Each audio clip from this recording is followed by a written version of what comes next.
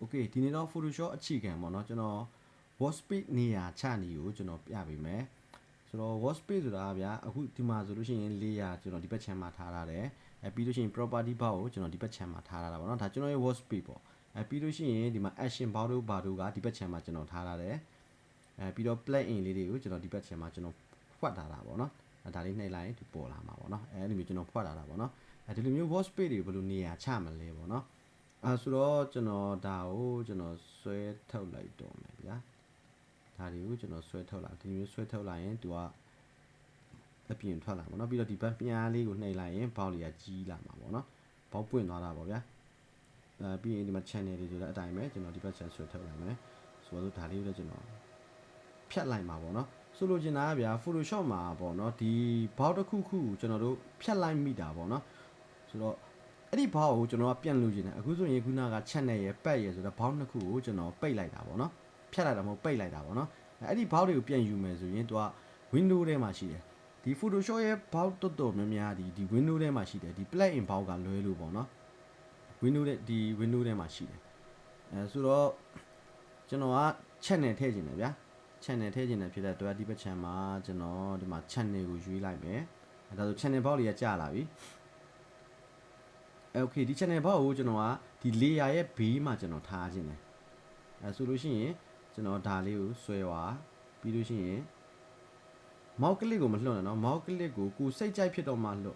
်ဒီမှာဆိုအပြာရောင်ဘောက်လေးဖြစ်သွားပြီဗျာဒီထဲမှာအပြာရောင်ဘားတန်းလေးကွက်ပြီးတော့ဖြစ်သွားပြီဒါဆိုရင်ဒီဘောက်ထဲမှာတက်တစ်ခုအနေနဲ့တွဲထည့်မယ်ဆိုတဲ့သဘောကျွန်တော်အပေါ်မှာထည့်လိုက်မယ်ဆိုရင်ဒါအပေါ်မှာတက်တစ်ခုအနေနဲ့တွဲထည့်မယ်ဆိုတဲ့သဘောပေါ့နော်ဆိုတော့ကျွန်တော်ဒီမှာလွှတ်လိုက်မယ်ဒါဆိုရင် channel ဒီထဲရောက်သွားပြီ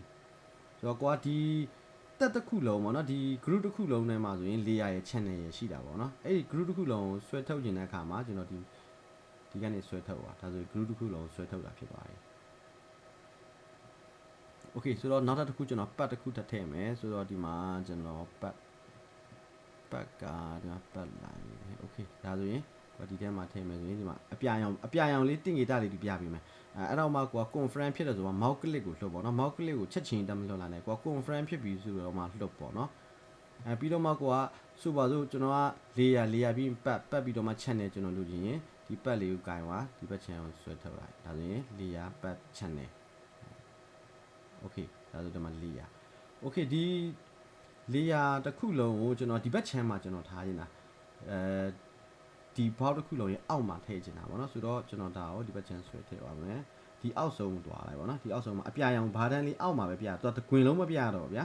အောက်မှာပဲပြတယ်ဆိုတဲ့သဘောကအဲ့ဒီအောက်မှာဆက်ထည့်မယ်ဆိုတဲ့သဘောပေါ့နော်โอเคဆိုတော့ကျွန်တော်မထည့်သေးဘူးကျွန်တော်ဒီ group လုံးကိုလည်းကျွန်တော်အပြင်ဆွဲထုတ်လိုက်မယ်ဒါဆိုရင်ကျွန်တော်ဒီ group လုံးကအပြင်ထွက်သွားပြီဆိုတော့ဒီ histogram တို့ဘာတို့ကိုကျွန်တော်ကအပေါ်မှာနေထားခြင်းနဲ့ဒီဘောက်ကိုဒီအောက်မှာထားခြင်းတတွဲလေးထားခြင်းတာပေါ့နော်အဲ့ဒါဆိုရင်အနာလေးကတ်ကြည့်လိုက်ဒါဆိုရင်အပြာရောင်ဘားတန်းလေးဖြစ်သွားတယ်အဲ့ဒါဆိုရင်လှုပ်လိုက်အဲ့ဒါဆိုရင်ဒီတစ်ခုလုံးကြီးတတွဲလေးဖြစ်သွားပြီအဲ့တော့မှကိုကဗမာထားမလဲပေါ့နော်ဆိုတော့ကျွန်တော်ညာဘက်ထောက်မှာထားခြင်းတယ်ဗျာဒီတစ်ခုလုံးဆိုတော့ကျွန်တော်ညာဘက်ထောက်ကိုဆွဲကတ်လိုက်ဒီမှာတက်ကက်လို့မရနော်ဒီမှာတက်ကက်လို့ရှိရင်သူဒီဘက်ခြမ်းမှာဝင်သွားမှာဒီခြမ်းမှာဝင်သွားမှာဒီကောင်ကဒီဘက်ခြမ်းရောက်သွားမှာနော်ဆိုတော့sorry ဒီကလည်းတစ်ခုဆွဲထုတ် okay ကျွန်တော်ဆွဲထုတ်လိုက်ပြီနော်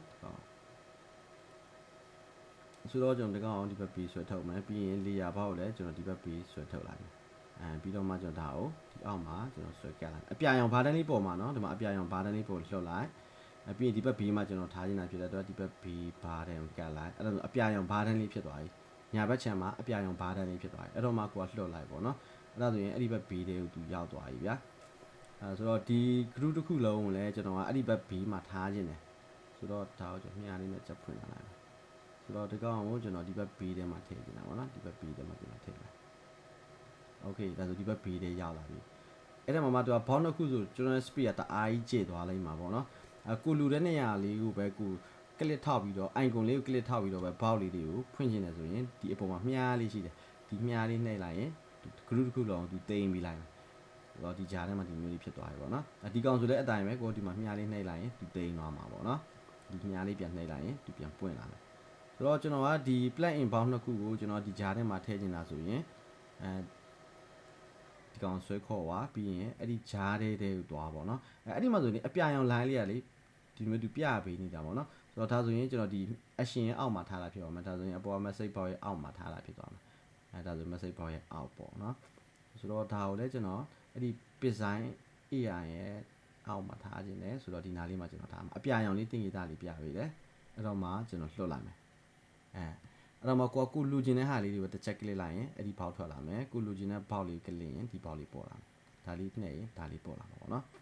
okay property ကိုတော့ကျွန်တော်ဒီဘက် channel မှာကျွန်တော်ဒီတိုင်း free အနေနဲ့ပဲကျွန်တော်ထားရတယ်မကတ်တာပေါ့နော်ကိုကတ်တာအချင်းနဲ့လည်းရတယ်တော့ free အနေနဲ့ကျွန်တော်ဘာကြောက်ထားလဲဆိုတော့ကျွန်တော်ဒီဘောက်လေးတွေကိုကျွန်တော်လူတလောက်လေးပဲကျွန်တော်အကြီးသေးလောက်ကျွန်တော်ကတ်သွားပြီဆိုရင်ဗျာအပြည့်ဖြစ်သွားမှာပေါ့နော်ဆိုတော့ကျွန်တော်ဒါကိုကျွန်တော်ဒီမှာဆွဲကတ်လိုက်ရင်အပြာရောင်လေးပေါ်လာပြီအဲ့ဒါဆိုလွှတ်လိုက်အဲ့ဒါဆိုဒီဘောက်ဘေးမှာသူဆွဲကတ်တယ်လို့ပြောပါမယ်ကျွန်တော်ရဲ့ frame ကျင်းသွားတာပေါ့နော်ကျွန်တော် watch လောက်ရမယ့် frame တွေကကျင်းသွားတယ်အဲ့ဒါကြောင့်ကျွန်တော်မကြိုက်ဘူးဆိုတော့ပြန်ဆွဲထုတ်လိုက်တယ်အဲ့ကျွန်တော်ဒီနားလေးမှာထားမှာ okay ဒါကကိုယ့်ရဲ့ watch page ကိုကိုအလွယ်လုပ်နေပေါ့နော်ပြီးတော့ဒီမှာကျွန်တော် page လေးထည့်ထားတာပေါ့နော်ဒီ page မလိုချင်ဘူးဆိုရင်control R ပေါ့map ဆိုလို့ရှိရင် command R ပေါ့ command R နှိပ်လိုက်အဲ့ဒါဆိုရင် page လေးမရှိတော့ဘူးcommand R နှိပ်ရင်ဒီမှာ page လေးပေါ်လာမှာပေါ့နော်ပြီးတော့ဒီဘောက်ပေါ့နော် generate လုပ်တဲ့ဘောက်လေးပေါ့နော်ဒီကောင်အောင်ကြတော့ကျွန်တော်ကဒီနားလေးမှာထားခြင်းတယ်ဒီနားလေးကိုထားခြင်းတဲ့နေရာမှာထားပေါ့နော်ထားပြီးလို့ရှိရင်ကျွန်တော်တို့ဒီမှာအဆက်လေး30ရှိတယ်ပြီးရင် pin bar position ဆိုတဲ့ဟာကိုနှိပ်ပြီးလိုက်ပေါ့နော်အဲ့ဒီ pin bar position ဆိုတဲ့ဟာကိုနှိပ်မှသူကဒီမှာအမြင်နေမှာနောက်မဟုတ်ဆိုလို့ရှိရင်သူကရှောက်သွားနေမှာကျွန်တော်တို့ဒီမှာ selection ပေးလိုက်လို့ရှိရင်အဲ့ဒီ selection နောက်သူက လိုက်လာမှာပေါ့နော်ဒီဘောက်လေးကဒီ selection နောက်ကတ်ပြီးတော့ပနေမှာပေါ့နော်အဲ့လိုမျိုးကျွန်တော်ကရှုပ်တယ်ဗျာအဲကြောင့်ကျွန်တော်ဒီကောင်ကို lock ချပြီးတော့ pin ထောက်ပြီးတော့ဒီမှာပဲထားလိုက်တာပေါ့နော်ဒီကောင်ဆိုတဲ့အတိုင်းပဲဒီမှာကိုက property ကိုဘောက်ကြည့်တယ်ဆိုရင်ဒီမြားလေးနှိပ်ပြီးတော့တင်လာလို့ရတယ်ကိုလိုအဲ့တော့မှာပဲ property ဘောက်ကိုခေါ်ပေါ့နော်ဒီ property ဘောက်မှားဖြတ်မိလိုက်တာတို့မှားပိတ်မိလိုက်တာတို့ဆိုရင် window တွေကိုသွားအဲ့ဒီမှာ property ဆိုတာရှိတယ် property ဘောက်ဆိုတော့ကျွန်တော်ရဲ့ watch page ပေါ့နော်ကျွန်တော် watch page ဆိုလို့ရှိရင်ကျွန်တော်အမြဲတမ်းကျွန်တော်ဒီလိုမျိုးပုံစံမျိုးပဲသုံးတယ်ဒီဘက် channel မှာဆိုရင်ကျွန်တော် plug in တို့ action တို့ကျွန်တော်ဒီကြားထဲမှာကျွန်တော် icon အနေနဲ့ပဲကျွန်တော်ဖွက်လာတယ်လူအပ်မှာပဲနှိပ်ပြီးတော့ခေါ်သုံးတာပေါ့နော်အဲ့ဒါမှတော့လူအပ်မှာပဲနှိပ်ပြီးတော့ခေါ်သုံးတာပြီးရင် action ထားလာတာပေါ့နော်ဒီ action ထားလာတယ်ပြီးတော့ plug in ထားလာတာပေါ့နော်ပြီးရင် layer ဘောက်ကျွန်တော်သုံးတယ် channel ကျွန်တော်သုံးတာပေါ့နော် layer နဲ့ channel သုံးဒီပတ်ကမထားထားလိုက်ရတယ်ဒါကျွန်တော်မသုံးလို့ကိုကသုံးနေဆိုရင်ထားတာပေါ့နော်ဒါကကျွန်တော်တမင်တက်ပဲထားတာနောက်တစ်ခုက2ဘောက်ပေါ့နော်2ဘောက်မှာပြဿနာဘာဖြစ်လဲဆိုတော့တခါတလေကြားလို့ရှိရင်ဗျာတော့2တွေကလေနေရမကြတာတော့ဘယ်လိုဖြစ်တာပေါ့နော်ကိုမြင်နေကြပုံစံအတိုင်းမဟုတ်ဘူးပေါ့နော်ဆိုတော့ဒါကကျွန်တော်အမြဲတမ်းကြည့်နေကြဆိုတော့ဒီလိုမျိုး2ကိုဒီလိုမျိုးအနေထားလေးထားတာကိုကျွန်တော်ကြိုက်တယ်ဗျာ brush ကိုကြာဖိထားလိုက်ရင်ဒီမှာ mixer brush တို့ဘာတို့ဒီမှာ brush နဲ့တက်ဆိုင်တဲ့2တွေပေါ့ဒီပတ်တူဆိုလဲပတ်တူကြာလေးနှိပ်လာလိုက်ရင်ပတ်တူနဲ့တက်ဆိုင်တဲ့ဟာတွေပေါ့နော်အဲ့လိုမျိုး default အနေနဲ့ပဲကျွန်တော်ကြိုက်တယ်ဗျာအဲ့ဒါကြောင့်ကျွန်တော်ဒီတိုင်းလေးပဲထားတယ်ဒါပေမဲ့တချို့ Photoshop တွေမှာဆိုလို့ရှိရင်အဲ့လိုမျိုး default အနေနဲ့မဟုတ်ဘဲနဲ့လေပုံစံပြောင်းသွားတာတွေပါရှိတတ်တယ်အဲ့ဒါဆိုရင်ကျွန်တော်ဒီအဆက်30ကိုနှိပ်လိုက်ဒီအဆက်30ကိုနှိပ်ဒီမှာ edit toolbar ဆိုပြီးတော့ပေါ်လာမယ်ဒါလေးကိုတစ်ချက်နှိပ်လိုက်ပြီးလို့ရှိရင်ကျွန်တော်တို့ဒီမှာ restore default ဆိုတဲ့ဟာကိုတစ်ချက် click ပေးလိုက်ပြီးရင် done ပေါ့နော်အဲ့ဒါဆိုရင်အခုကျွန်တော်ထားထားတဲ့ပုံစံအတိုင်းပဲဖြစ်သွားမယ်ပတ်တူကိုနှိပ်လိုက်ရင်ပတ်တူထဲမှာပတ်တူနဲ့တက်ဆိုင်တဲ့ဟာတွေရှိမယ်လာဆူတူကိုနှိပ်လိုက်ရင်လာဆူတူနဲ့တက်ဆိုင်တဲ့ဟာတွေရှိမှာပေါ့နော်အဲ့လိုမျိုးလေးပေါ့နော်ဆိုတော့ဒါကကိုယ့်ရဲ့ watch page ကိုနေရာချတာပေါ့နော်ဒါကအခုကျွန်တော်ချထားတဲ့ watch page ကကျွန်တော် work on နေတဲ့ watch page ပေါ့နော်ဆိုတော့ကိုယ့်ရဲ့ watch page ကိုသိမ်းနာလို့ရတယ်ဆိုပါစို့အဲ့ဒီ watch page ကိုကိုကသိမ်းနာချင်တာပေါ့နော်ဆိုလို့ရှိရင်ကျွန်တော် window ထဲကိုသွားပြီးရင် watch page ဆိုပြီးတော့ရှိတယ်အဲ့ဒီထဲမှာဒီမှာဆိုကျွန်တော်သိမ်းတာတစ်ခုရှိတယ်ဗျာဒီဟာဆိုနော်ဆိုတော့ကျွန်တော်အစ်စ်အနေနဲ့တစ်ခုထပ်သိမ်းမယ်ဒီမှာ new watch page ပေါ့နော်အခုဒီမှာကျွန်တော်နေရာချထားတဲ့ဟာတွေကို watch page တစ်ခုအနေနဲ့ကျွန်တော်သိမ်းလိုက်မယ် new watch page ပြီးလို့ရှိရင် keyboard shortcut တွေလည်းကျွန်တော်ထားထားမယ်menu နေရာချထားမှုတွေလည်းကျွန်တော်ထားထားမယ်2 နေရာချထားမှုတွေကိုလည်းကျွန်တော် record လုပ်လာတာပေါ့နော်အဲ့ဒီမှာကျွန်တော်ကဒါကို test လို့ပြလိုက်မယ်ဗျာ test ပေါ့နော် okay ဒါကိုကျွန်တော် save လုပ်လိုက်ပြီဒါဆိုရင်ဒီ watch page ကသူစေ့တာပေးတာပေါ့နော်နောက်တစ်ခါကျွန်တော်ပြန်စီစရာမလိုဘူးဗျာအဲ့ဒီ test ကိုနှိပ်လိုက်တာနဲ့ကျွန်တော်တို့စီထားတဲ့အတိုင်းလေးပြန်ဖြစ်သွားမှာဆိုတော့ကျွန်တော်ဒါတွေကိုကျွန်တော်ဖယ်ထုတ်လိုက်မယ်ဒါတွေကိုကျွန်တော်ဖယ်ထုတ်လိုက်မယ်ဆိုလိုချင်တာကဗျာတယောက်ကကိုကွန်ပျူတာကိုကိုယ့်ရဲ့ Photoshop ကိုယူသုံးပြီးတော့ဗောနော်သူကဒီမျိုး watch page တွေကိုနေရာဖြတ်လိုက်တာဗောနော် နေရာဖြတ်ပြီးတော့သူလည်းပြန်ထားမတတ်တော့ဘူးအဲ့လိုမျိုးဆိုကွာထောက်လျှောက်အကုန်လုံးပြန်စီနေရမှာကွာစိတ်ထားတဲ့ဆိုရင်စီစရာမလိုတော့ဘူးပေါ့ဆိုပါစို့ဒါဆိုရင်တရားရောက်ကကိုယ့်ရဲ့ workspace ကိုဖြတ်လိုက်ပြီအဲ့လိုမျိုးအနေထားမျိုးတွေမှာဆိုရင်ကျွန်တော် window တွေကိုသွား workspace တွေကိုသွားအဲ့ဒီမှာဆိုရင်ဒီမှာ task ကရွေးပြီးသားပဲเนาะသူလား task ကရွေးပြီးသားပဲဒါပေမဲ့ workspace ကအကုန်လုံးပြတ်နေပြီเนาะဆိုတော့ကျွန်တော် task ကိုအမှန်မှာကျွန်တော်တို့ဒီမှာ reset task ဆိုတဲ့ဟာကိုရွေးပေးရမှာဒါကမဟုတ်ဘူးပေါ့เนาะဒီမှာ reset task ဆိုတဲ့ဟာကိုရွေးပေးလိုက်အဲ့ဒါဆိုရင် default ပြန်ဖြစ်သွားမှာကျွန်တော်ကိုစိထားတဲ့အတိုင်းပြန်ဖြစ်သွားမှာပေါ့เนาะဆိုပါစို့ကျွန်တော် workspace ဆိုရင်ဒီမှာတီဟာဆိုရှိတယ်